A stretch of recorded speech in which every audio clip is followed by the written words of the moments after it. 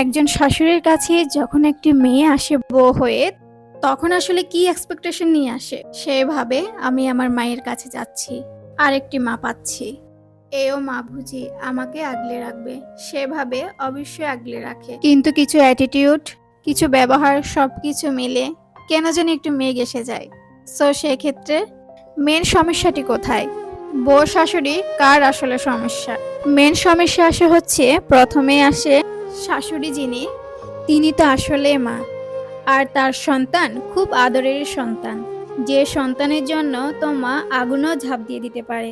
সন্তানটি তার এত প্রিয়, প্রিয় মানুষটি যখন ভাগ হয়ে যায়, তখন সচরাচর সবার ভিতরে একটা জেলাসি, একটা যন্ত্রণা কাজ হতে থাকে। সো সে যন্ত্রণাটি বের হয়ে আসে। এই ক্ষেত্রে মা যদি একবার ভাবতে পারেন যে পৃথিবীতে আমার পরে কেউ আমার ছেলেকে ভালো রাখতে পারবে, আমার মেয়েরা, আমার ছেলেরা, আমার ছেলের বউ যে ভালো রাখতে পারে, যে ভালোবাসতে পারে। সো যদি ছেলের বউয়ে আমার ছেলেকে বেশি ভালোবাসতে পারে আমার পরে, তাহলে তাকে, আমাকে তার থেকেও বেশি ভালোবাসা উচিত। মানে আমার ছেলের বউকে বেশি ভালোবাসা উচিত। কারণ আমার পর যদি কেউ আমার ছেলেকে ভালো রাখে, তাহলে এই মেয়েটি, আপনি যদি একবার ভাবতে পারেন, তাহলে আপনার জন্য আপনার বউটি কষ্টের জায়গা হবে না, সেটি আপনার জন্য আনন্দের জায়গা হবে, আস্থার জায়গা হবে।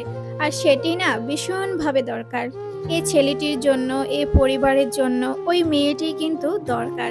আজ থেকে মারা যদি আস্থার জায়গা খুঁজে পান তার সন্তানের জন্য, তাহলে সেটি কিন্তু অনেকে ভীষণ শান্তিময়। সো আমার মনে হয় পৃথিবীর সব মায়েরা এভাবে নিশ্চয়ই ভাবা শুরু করেছেন, এবং ভাবেনও অনেকে।